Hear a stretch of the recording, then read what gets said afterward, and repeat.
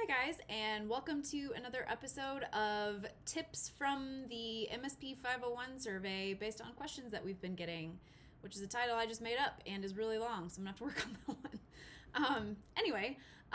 These are a few things that we have indeed been getting questions about, so I'm just gonna run through these really quick. The first major one is gross profit. So just to clarify this, we view gross profit as revenue minus all service delivery expenses. So that means cost of managed services, cost of licenses resold, and is inclusive of all service delivery engineers and their respective salary, bonuses, taxes, and benefits. So that's how we define gross profit. The second one is recurring revenue. So make this really simple. This includes only revenue acquired through managed services. And the third is currency conversion. So these are all of our folks not in North America. So we're asking that you guys use January 1st, 2020 for the baseline on all currency conversions.